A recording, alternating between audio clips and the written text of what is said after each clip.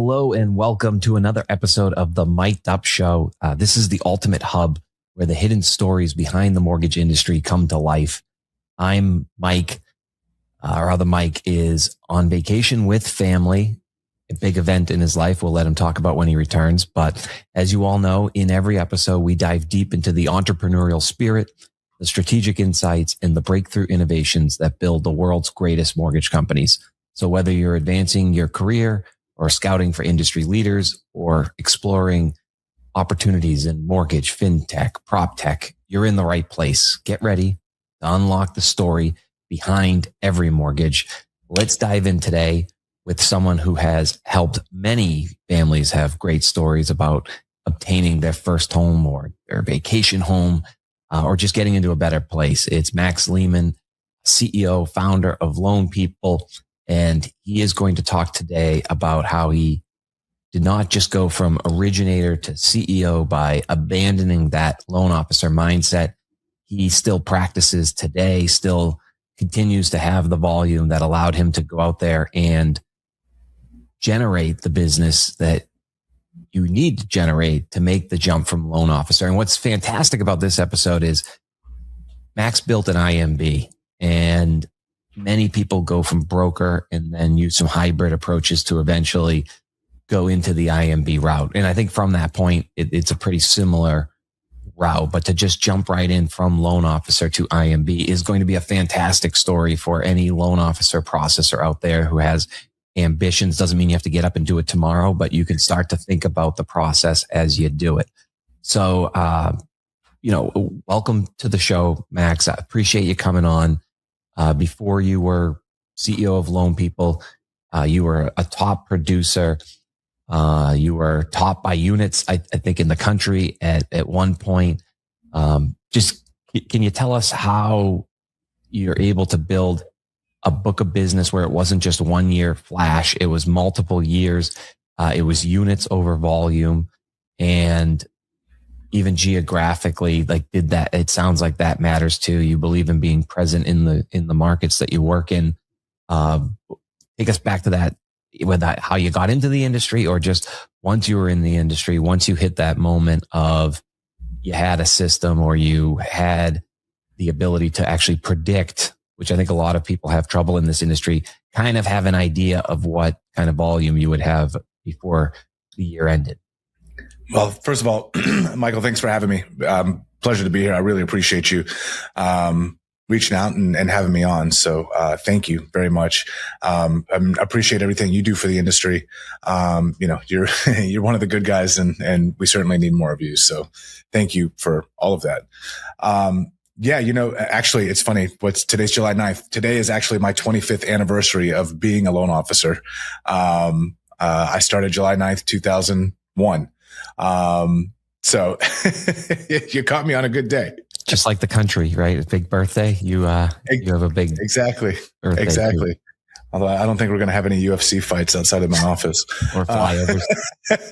Although, the struggle between borrowers and loan officers, there might be some grappling going on. But yeah, I got in, didn't know what a mortgage was. I was 20 years old. It was told you could make a lot of money. It sounded good. I figured I'd give it a try. I had nothing to lose. For me, very, very quickly, it just clicked with me. Understanding guidelines, I actually would read all the MRI books, which are really, really boring. But I needed to understand, what does this mean? What am I doing? And very quickly, I was just kind of able to always put the pieces of the puzzle together. Probably within 6 to 12 months, I had veteran loan officers coming to me asking, hey, what do you think of this? Or how would you put this together? That kind of thing. And so it just clicked. We were trucking along in 2007. I met a gal. I'm married to her now. But in between that time, she actually started doing a little bit of marketing for me. In 2008, she really started doing that. From 2008 to 2009, we went from 19 million to 39 million with the help of her marketing. We decided we were getting married. Not because of that. We loved each other, but it helped. And then she quit her job and came and started doing this full time. So really 2009, 2010 is when we really started building out Leaman team. Your production while planning a wedding. Well, we doubled it and then we planned a wedding. But like we were she had the foresight, honestly, with reviews, and she was one of the very first people to figure out reviews. And that helped. I believe, humble brag, I am one of the best technicians in this business. I can take, if there is a way to get a loan done, I will find it. I get a lot of business because I'm able to figure out ways of getting loans done that other people can't. So you took her marketing brain and my technical brain, and sales ability. And that's really what exploded it. And, I was co-managing a branch at the time, and I had too many leads. I couldn't get back to them all. And so I brought over one loan officer to help. And then I brought over another loan officer. And, 2010, I was number one in Austin. And that's really when Leaman team started. Fast forward to 2015, we were number one. Max Leaman, the loan officer, was number one in the nation for units in Scotsman Guide. We did 1,200 that year, which is actually that was actually my most proud moment. The volume is great, but units are actually what matter to me. Yeah. And so that was really, really cool. But I've got a great team behind me. It's not just me. There's been multiple different loan officers on the team, but the core of the loan officers on my team now, Jory, Amanda, Misty, have been with me I've known all of them since the beginning of my career. We've got a great processing team set up. So it all just kind of comes together. And by 2017, we were doing 300 million a year. Pre-COVID, about 1,000 units a year on average. Bad year was 800. And through that journey, transparency was always important to me. I was at a company, for 14 years that did a lot of great things, but some companies change what's happening, and some things changed, and we needed to start kind of figuring out what was the next play for us. We took a pit stop at another company, and that's really when I decided, I needed to just do this on my own. Leaman team was the fourth largest company in Austin. I was the number one loan officer in the state by volume, top 10 in Scotsman Guide. And, so really decided we can do this for ourselves. I did look at starting out as broker, but I'm a control freak. And when you're doing 50, 70, 80, 100 units a month, I personally find it hard to be a broker in that situation. Like for me, I needed things more streamlined, and that became very apparent very quickly. So we needed to build out an IMB before we could open our doors. And so we spent all of 2019 setting up this IMB. And then we opened our doors January 2020. Wow. That's good timing. Yeah. Good timing. For 2 years, I was a genius. A question came to mind while you were talking, so I'll interject it here. Bill Walsh has a book called The Score Takes Care of Itself. So in mortgage terms, that would be if you master a file, the reputation of being able to do that takes care of itself. Sounds like that's definitely what's occurred with the people in your ethos, and that's why people refer you business. Very relevant today. Everybody is either just dragging those guidelines you talked about into a Claude code or a GPT, or maybe it's a Max Leaman who says that's not good enough. If I could recreate my own brain though, and Claude code it, boy, that would be what consumers could go to and get the answer. Do you think the output there will never be, do you think there are ideas that you have as you're talking to somebody that Claude would not pick up on? And I'm talking like a Claude that talks to this person every day and helps them with their stub toe, that kind of knows them. But yep. Do you think that is a false summit? That is a very interesting question. I've not been asked that question before. I think when this business, yes, everybody's going to the internet first and they're using Claude for everything and all of that. But when you have somebody that is getting a loan, they're ultimately going to have to deal with human beings. Now you have a sect of people out there that don't want to talk to any humans, and that's perfectly fine. But the majority of people are making big life decisions and want to have input, and need help and need handholding and need to understand. So I had a gentleman in my office actually last week who had his Claude up in his iPad, telling him what questions to ask me and what we should be talking about and all of that. And it was really interesting because I was giving him options and saying, well, we could do this or this, but I recommend this. And he goes, yeah, that's what Claude says too. I was like, great. I know what I'm doing. But I think like when I'm talking to a customer, especially one that's been having a problem qualifying or not sure what they're doing, and we're having dialogue and I'm looking at their paperwork, they can see my wheels turning. And I start popping out ideas, and just kind of word vomit all over the place. And for me, that's how I get creative with trying to, oh, wait, but what about this? Or what about that? Or tell me this.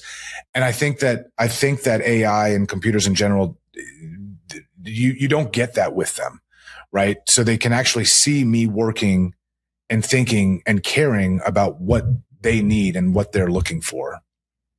Yeah, I think this industry, from my mobile app days, I think it's plagued with the people that build the products or the ideas know too much about mortgage, and they're building it for people that know nothing about mortgages. And so there's this assumption how the end user is going to think like a loan officer, but they don't know anything about loans. So they are scared is what I'm getting at. There is those personality pieces that AI doesn't have empathy, right? And even the people building it probably don't have empathy because they're not scared of buying the home. They've been entrenched in this thing forever. They know it's binomial. Like you either get approved or you don't, or you don't get approved, then you try non-QM. If you don't get non-QM, then you don't get a loan. But these people aren't thinking in the terms of mortgage. Your clients just want a home. Do you have any stories that kind of share that human aspect of what you do every day? I talked to a gentleman yesterday actually, and the conversation ended with me telling him he should not get a loan right now. He went to another lender. They said he was approved. He really wasn't. They blamed it on the condo, but after I got the file, like it wasn't the condo, it was the file. So we went through everything and I told him exactly what needed to happen and that he could be approved to buy a home in 3 months. He had to set up a payment plan with the IRS. There was a couple of things. But then I told him, at the end of this, you have no money. Like all the money that you have in the bank, you're going to spend that to buy this house. And that's a mistake. You shouldn't do that. Well, but I'm going to make more money. He's self-employed. I just made $6,000 yesterday. Great. But you didn't make $6,000 because you're going to pay taxes on that money as well. So why don't we stop, come up with a savings plan, and let's revisit this in 6 months. Do all of these things that we talked about. And then let's see where you are in 6 months, and go from there. So things like that. The other thing that I was going to say, one of the things that I preach to all of my loan officers and that I do to myself is I want everybody in the world to know what I do. I wear loan people hats and loan people shirts everywhere I go. It's all over my social media. If you go to my gym, half the people in there, I give them all free stuff. So they're all wearing it. And like, I want it out there. When I get my haircut, I talk about it. And that always generates, oh, you do loans? Well, I'm trying to get one and I'm having this problem. Or, oh, my buddy was just telling me about something. Maybe I could have him call you. And keeping that in the ethos, not only like do I get referred and we can have conversation, but I know everything right off the top of my head and I can start spitting stuff out. I don't have to go to a computer and say, well, let me get back to you. Yeah. Everything that I was watching some podcasts of you, and you talk about the comfortable payment. And I thought that was great branding, where you talk about not the payment they can get qualified for, but the payment they can get comfortable behind. I know John Wooden defined success around knowing you made the effort to become the best you're capable of becoming. And that is around the journey, not just doing the next loan that's available, but actually showing that you're putting in the time and effort into your craft. And that story you just shared, the effort to purposely not put somebody in a bad loan, I think unlocks the reputation you have around that branding of you really do search for comfortable payments. Did you, is that your wife's idea? That your idea? Like, where'd you come up with the word comfortable payment? Because I think that's great branding. When me and my wife were buying our first house, I'd already owned a home and we're buying a new one. And I was very scared because at the time, 2009, or 2008 at the time, I was going from a house that I bought 10 years earlier for 120,000 to now this one was going to be 350,000. And my payment was going to go from 1,200 to 3,500. And I kept saying, I don't know if I'm comfortable with this. I have a lot of anxiety about it. And for me, that's kind of where it started, is like, I qualified for well more than that, but I wasn't comfortable. And this was like the upper end of my comfort level. And everybody always asks, well, I need to know what I qualify for. And I always counter that with, no, you don't. Like, I'll tell you, but we need to start with, where are you comfortable? Because you might qualify for $1 million, but if you're not comfortable paying more than $4,000 a month, you're not getting $1 million house. So let's start with, where do we want our payment? What is the most you're comfortable with? And what is the most amount of money you're comfortable parting with? And let's go backwards. And that's really just how I've structured it for the last, 15, 18 years. That's funny. Nobody's ever asked me how I came up with that. That was actually. Yeah, my company is Adopt the Brand, so I do think branding. But what I actually do at best is I feel I'm able to see a mortgage company above the trees, above the forest. It just happens to be with me being a combination of an entrepreneur and, a sales or tactical person. I think one thing that I do see, and I'm a big NBA fan, had season tickets to the Celtics for a while. We just parted ways with Jaylen Brown, and that doesn't make sense on the court, right? That is a game around future new CBA rules around first apron, second apron, ability to try to outsmart the other GMs. If we can do a balance sheet P&L better than them. And where it comes into, like, where I think about it in mortgage is, I believe mortgage companies need call centers in the future. But I also, so that would be like the GM and me. But then on the court, I don't think us getting rid of Jaylen Brown was smart at all, right? Like, the players have to play on the ground, forget analytics. And that's the distributed retail. That's the empathy. That's in the community. I kind of think you need both at some point, one to keep alive and one to thrive, let's say. But with that, I'm the first to admit, I think, and it's probably hard for an owner to represent both, because then you don't really have a story behind what you're doing. But what do you see as loan officers in the field? What do they get that the call center loan officers just won't get by nature of how they're paid to do it and not being in front of somebody? So a couple of things. Number one, I think call center loan officers, there's certainly a place for them in this industry. A lot of loan officers, that's how they start, and that's how they cut their teeth, and that's how they learn. What I would say is, to be a self-sourced loan officer is one of the only jobs in this country where the income potential is limitless. And if you're able, there really is, you have these sales jobs and they have caps and they have quotas and all of that. But the more business you can generate, the more money you can make. But you have to be able to generate the business. And if you're in a call center, that's great. You're getting handed leads, but you're certainly that those leads have to be paid for. There's systems that have to be paid for to continue all the follow-up. It's a whole different process, right? Having that human to human connection, being able to get one client to refer you to two more clients, and a realtor to refer you to three more realtors, and all of those things. Like, that is where you see massive growth potential. So final question before our break here, and then we'll get into how you went from producer to platform builder that you are today. How do we recreate Max? And we already have stories where loan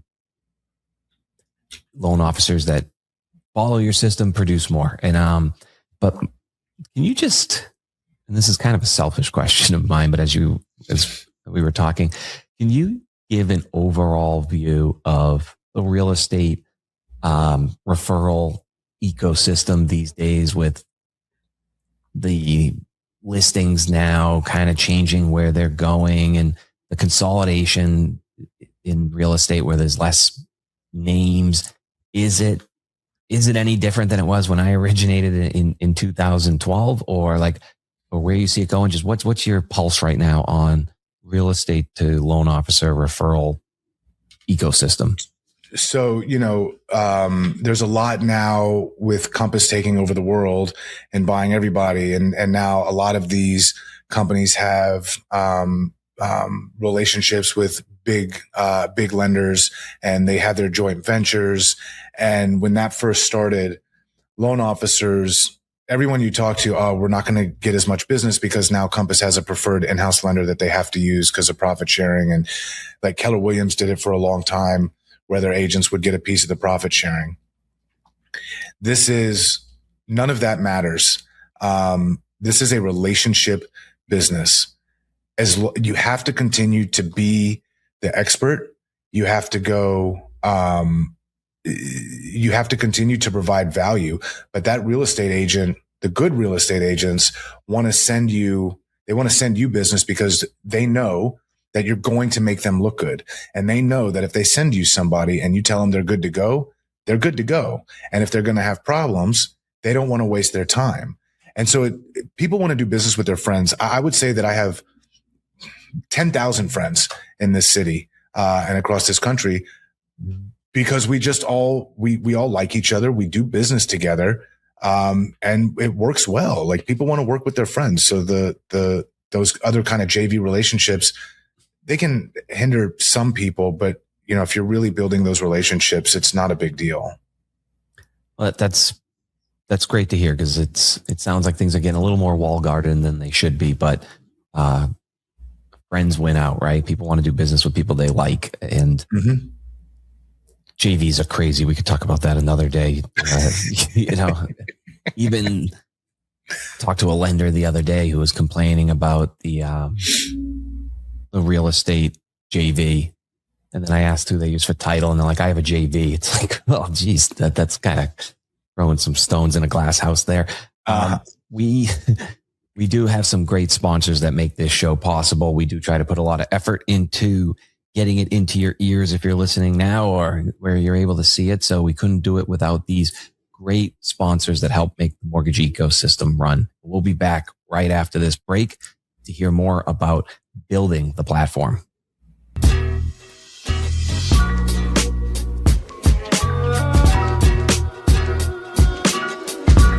Verifying income for all your applicants means you need roughly 23 different vendors and waste hours and hours of your team's time. But with TrueWork, it's just a single place for all your income verification needs, so you get the most advanced VOIE solution. TrueWork combines all major verification methods into a single, easy-to-use platform to give you a completion rate of 75%, cutting your costs by up to 50%, and getting real results for your team. TrueWork, your one-stop shop for income verification.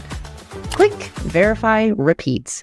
Talk to our team today. Cyber and wire fraud. Can you afford the risk? Today's automation and technology-based trends demand solutions to fraud threats. Funding Shield provides lenders and investors real-time transaction-level verification, certified wire fraud protection to protect loss of funds at closing due to cyber-based and other threats. We help improve your bottom line through fraud prevention, risk management, and validating the parties and documents involved in mortgage closings. Prevent fraud and theft on your closings. Covered is the digital insurance agency built into the mortgage platforms you're already using. Covered compares options from 65 plus regional and national insurance carriers and delivers the top options to your borrowers right inside your existing workflow. On average, borrowers save $1,240 when shopping through Covered. Now you can offer that too. Visit itscovered.com to learn more.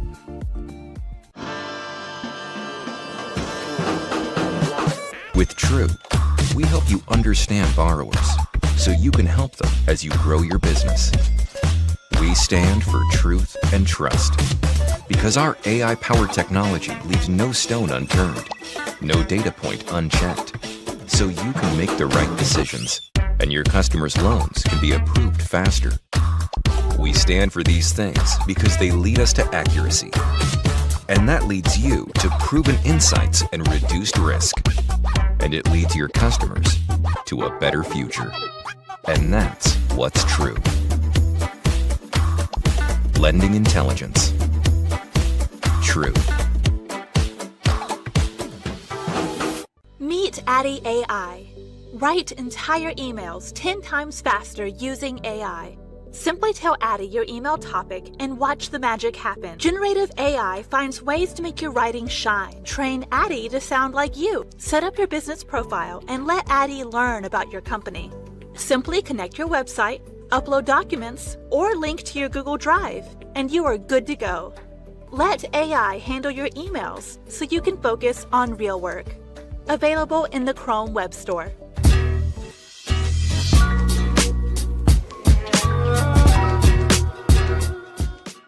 All right, we're back with Max Leaman, CEO, founder of Loan People, a former top producer in the country, able to build his own platform. And that's what we're going to dive into right now. The Michael Garber's E-Myth talks about how people go from the shift of working in the business to working on the business. And for you, just starting with, I guess, the back of the house, we'll work our way to sales because you're obviously that's the easiest thing to understand as people are coming over to work with you. But what was it like working on files that are not and I know you said you had a team sort of, but that came nothing to do with you. How were you able to give it the same treatment and build it the same way as you treated your own files? Well, so that's a really good question. You know, when we're building out the company, the whole idea was to build a platform for loan officers to come and grow their business. So it started with what do I need? You know, so we'll get to sales, like you said, but on the back end, what happens as a loan officer at a company, you put a loan into underwriting and now all of a sudden it's in corporate's hands. So how do you have underwriting work effectively and efficiently and look through that? And what was things that I had at other companies that I wanted? What are things at other companies that I had that I didn't like? And so we started with the process there, closing funding. What I had no idea about what I was getting into, you know, you start talking about the back end of stuff with post-closing, shipping, servicing, first payments, secondary, you know, and that was a lot of it was learn on the fly. Now I had people in my corner that had done it before. You know, I've got people in my corner that have been doing it 40 years. You know, shout out TMC. I'm a big advocate of the Mortgage Collaborative, and there's a lot of people in there that have helped me on my journey. But yeah, I mean, it was kind of building that stuff out as we went along. You know, we didn't start growing and adding loan officers until we'd been open for about 18 months. Yeah, I think one of the places I think people don't quite understand about the broker versus jumping into the IMB is it's just a really lax environment, regulatorily speaking right now, but IMBs have to play for the 7-year look back or look forward. So they sort of play under a different cost, but you are definitely working with a much higher bar of compliance when you first start the company. And this is kind of like we just talked about earlier in the show, a loan officer telling somebody about a mortgage and somebody that's never done it before is going in more scared than they need to be of the unknown. I would assume it's the same as in the IMB world. You're very scared of compliance. So you're searching around, like you said, at TMC and other places for like, what's the right answer? Don't set me up to get in trouble, or don't set me up to, you know, fall for some. Well, don't let me set myself up for failure. Yeah. Don't let me step on a landmine right? That I don't know. Yeah, like a random state rule, and I was doing the right thing. I onboarded. What's that journey like? How long does that take till you get comfortable? That you have all compliance. Well, it's funny because you don't know what you don't know. So it's not like you're walking around nervous about like what's going to happen with compliance. I mean, we were always worried about marketing compliance and trigger terms and things like that because that's what we knew on the front end. And, like there's just a lot of times where like an attorney or a compliance person would be like, oh, well, you can't do that. Or, well, why can't I do that? But I've been doing it this way. Well, because it's not compliant and this is why. So it was a lot of like learning as we went. Oh, yeah, no, that's bad. Don't do that. Fortunately, and to my wife's credit, she's really good, especially with marketing compliance and she's our CMO and just a marketing genius, but she's definitely a nervous Nelly when it comes to that. So she really took the reins as far as like being one of the experts. What can you expense? How can you do this? What is the state going to say? Those kind of things. But yeah, I mean, a lot of it's, you don't know what you don't know. So you ask people and you learn and you adapt where you need to. Yeah. And so that's part, like this part, I don't know. I do know marketing wise, every lender all of a sudden is in a huge piece where they put the P&L recruiting on LinkedIn. Like that's the new thing. I would assume it works in your favor because you have less middle people. You kind of built this flat org chart, which is going to equal better rates for them or a better P&L to do other things with, I suppose. Is compliance in like, what do you see in a P&L? And then when a loan officer goes, are they actually going through the whole P&L with you, or do they just have 3 lines they're asking about as they're shopping around where they want? Our P&Ls are very detailed. From a branch perspective, when you're looking at the branch P&L, I mean, you're seeing all the cost of a loan, right? This $25 verification, the POS that we use is $50 a closed loan. Like you see all of those things. We're very, very detailed so that you understand exactly what it's costing. A lot of companies don't do it that way. A lot of companies, to your point, they'll show you 3 lines. Here's what you made. Here's what you spend. Here's the net. And we're covering all the other costs with our corporate allocation, but you don't really know what the corporate allocation is, because we're saying like maybe it's some basis points and a per file, but you can't see the back end pricing. So you don't know. Right. And what I always wanted as a loan officer was just, I know what I'm bringing in and I know what my net is. Just show me what I'm paying for. Tell me, like, you're not a nonprofit. You're clearly doing this to make money. That's why we're all here. Show me what you're making off of me. Show me where the money is going. And so like for us, we're pretty detailed because we want to show that stuff. What's your stance?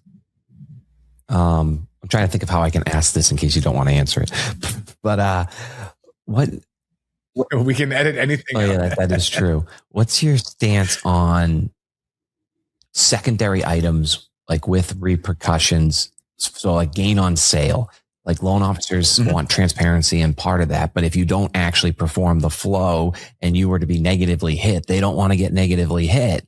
And so is there a trend, or maybe a better way, is there a trend where people are asking for those different secondary tools and transparency on that? Or is that just certain ones? I think it's a fair question for people to ask, but also if like there's plenty of loan officers that say that I participate in the gain on sale, but if there's a loss on the hedge, then they don't hit me for that. But I've not yet seen one place that has actually showed them what the gain on what the gain. And when we talk about gain on sale, we're talking about the pickup over best efforts with mandatory, right? So how much more did we as a company pick up from where you locked it to when we sold it? I don't know any company actually showing the math per that. I know that a lot of companies say they do, and they'll give you a number, but it's very, very nuanced. For example, when you take out a trade and when you pair out of something on a loan sale day, it's not 1-for-1 on the trades. You have to smooth out the P&L and go on both sides of it. Like maybe you have a trade that was already traded out last week, but you have to carry forward some of that pair off into this week's loan sale. So like I look at these reports 3 times a week. I understand it. But how do you can't necessarily quantify this one loan and this one loan and this one loan. It sounds great. You're going to make more money. But what does that mean? Every company still has to make the money that they need to make. They need to make enough to cover all their corporate overhead and then enough to have profit on top of that. So if you're getting a pickup on the hedge, why aren't you just getting better margins to the branch or lower corporate allocation? What is your corporate allocation? Like it sounds great, but nothing is free. And I can promise you a company, first of all, you shouldn't be losing money on the hedge. Now you will have pair offs where you lose money, but you gain it on the sale. But if you're losing money on the hedge, you're not doing it right. And honestly, if you're doing it perfect, you shouldn't actually have, in my opinion, that much pickup on the hedge, because you should be able to manipulate your margins better up front. That makes, yeah. And you actually taught me a little bit there too. So I appreciate that. So that's like a good example of what is the hardest part about being a CEO versus a loan officer. And I think for you, you have a neat, unique piece. So you're still producing. So it's not the obvious of, scared of losing, certain business. It must be something different. The more transparent it is a balance of transparency.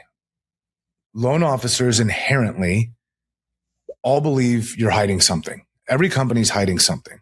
What are they hiding? And so it's this balance of, if you're too transparent, that can bite you, because no matter how transparent you are, the loan officer still believes that you're hiding something, and loan officers want to negotiate, as does everybody. But if you're showing everything up front, how do you negotiate on that backside if there's nothing else to negotiate because you're showing all your cards? And if you're not showing all your cards, what are you hiding? And then how do you explain to a loan officer that you are hiding this, or what you're hiding? I think that it's very interesting. To your point, we do still produce, Leaman team will do about 300 million this year. Right. And I'm part of that. And then obviously what we'll do at Loan People on top of that. The majority of loan officers out there don't know what to ask. So they ask what they think. It is very similar to when you hear people say, I've heard Sean actually say this on podcasts before, where borrowers ask, what's your rate? And the answer is, well, I don't have a rate. Like, you have a rate. We need to figure out how to get there. Right. They don't know what else. They're asking that question because they don't know what else to ask. Like, that's the only thing they know. And that's similar with loan officers. There's not enough education about what really goes on the IMB level. What happens when you have buybacks? What happens when you have non-purchasable loans? We have we had a deal that we closed in October that hit my desk 3 days ago, that there was an undisclosed debt. It was found, Fannie found it in an audit. And so we had to pay an alternative purchase fee, which I'm not allowed to disclose, but it's not cheap. And that comes out. Well, should that hit the P&L? Probably not, because that's corporate. It's not like the loan officer did something wrong. But there's so much behind the scenes that loan officers don't know, and they don't know what questions to ask. So when companies say things like, we're going to share in the hedge, or we're only taking this corporate allocation, like, are they really? And have them prove it to you. Like, it's, or believe them. But I think you've got to be, loan officers should try to educate themselves more. And for that matter, I will talk to anybody about all the workings behind any mortgage company any day of the week, because I'm doing it as a CEO of an IMB and a producing loan officer.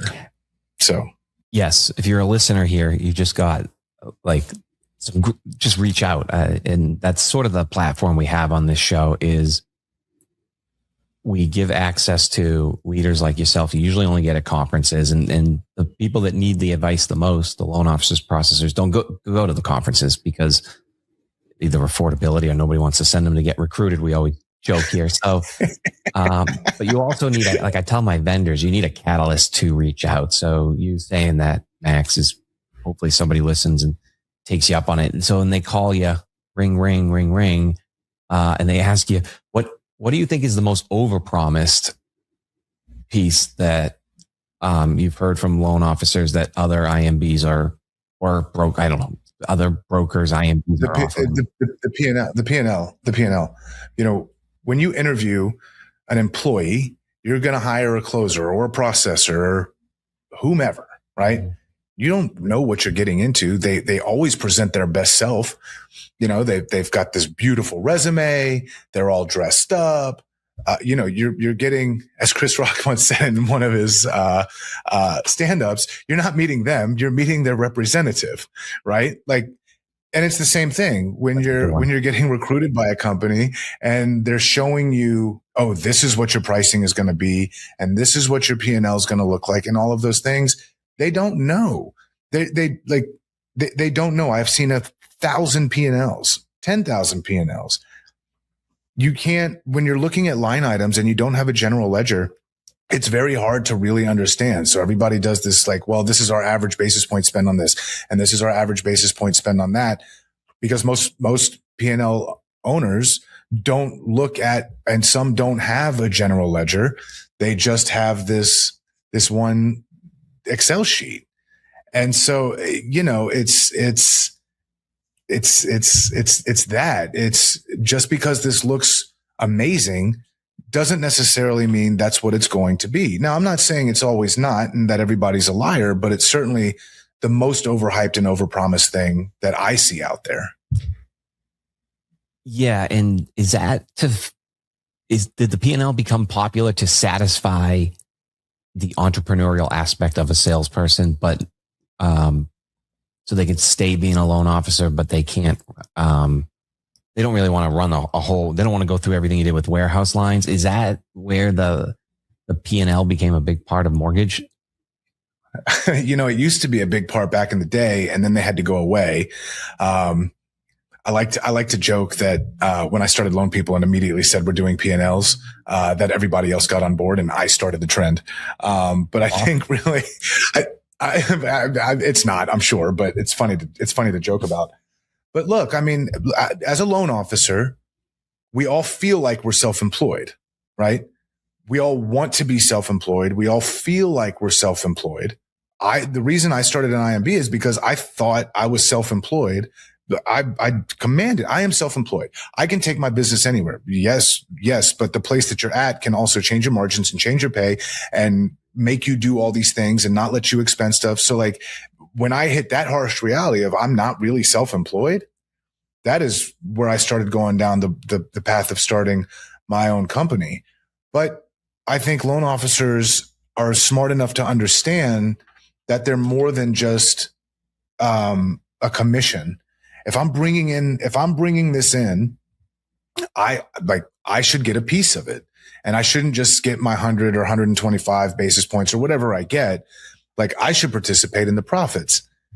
At the end of the day, the dirty secret that nobody wants to say is whether you're a P&L branch or not, the company behind the scenes is still making about the same amount of money. It's just how it's being allocated. Is it being allocated as commission and profit share, or is it being allocated as commission? Like at the end of the day, that's what it is. The company has to make what the company needs to make to cover cost and make a profit to survive. So, but it certainly feels good to say I'm sharing in profits and I have a say. And like, I don't disagree with P&Ls by any stretch, because if I want to go spend $20,000 a month in marketing, I should be able to do that as long as the company's not losing money and making what the company needs to make, versus having to say, I'm going to make this, and then I've got to get permission to expense my stuff. Yeah. And when I was selling the mobile app back in 2014, I felt like a lot more companies had, and maybe this is before you started the P&L trend, but they would have money to spend on marketing, and therefore they would take chances on different software, top of funnel. Now it appears as though that's more their money. And so they're much tighter with that money, and they end up not spending anything on marketing software that they once did. And it almost forced them to do it, but at least they are running, their own business now. And so that model seems to technically it gives you more opportunity to outgrow your peers, because if you put gasoline on the fire, it will roar. It does. And as a self-employed business owner, if I want to go spend money on a realtor event or marketing or this or that, well, as long as I have it in my P&L to cover it, then, and it's compliant, we're not doing non-compliant things, then I should be able to do that versus saying, okay, well, I have all these expenses. Like when I was at company number 2, I had a marketing budget. I wasn't on a P&L. I had a marketing budget, but then my marketing budget got changed because it was 2018 and all of a sudden they needed to be more profitable because the industry was shrinking, but I wasn't shrinking. My P&L wasn't shrinking. My branch wasn't shrinking, but the overall company was. And so like I get it, right? Like as a lead generating loan officer, branch manager, I like take what you're going to take and let me keep the rest. And then let me decide how I'm going to spend whatever's left over. It sounds like freedom. And then you obviously don't have that middle layer. So you're going to have more a typical loan officer could work with. So, kind of finishing up here, a loan officer that is out there looking at different companies to go with. And when we do ask this a lot, it's a central theme of our show. Why loan people? Why loan people now? Yeah, no, I appreciate that. That's a great question. Several of our biggest advantages, number one, marketing. Our marketing platform is second to none. And anybody that's ever looked at it, recruiters, other peers, executives, what we're doing from that perspective, nobody's doing. We've taken the marketing that built a $300 million pre-COVID team and are giving that, it's now been expanded dramatically, and giving that to other loan officers. Additionally, our product stack and our pricing. Our pricing is lean. To your point, we're very flat level. The product stack that we do rivals all the big guys. Non-QM, we're doing it all in-house, all delegated, all the things. Again, I don't want to broker. I want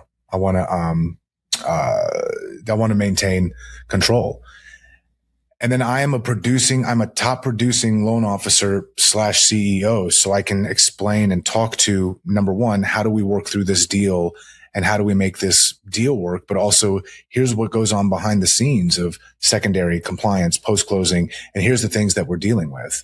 And so you really get this well-rounded, transparent, machine that has been proven to help many loan officers double and more their business. Our average loan officer last year increased their business 33% over the year before, and quite a few of them were 100% or more. That's real money. And I hope our listeners appreciate hearing the story of Max Leaman and Loan People.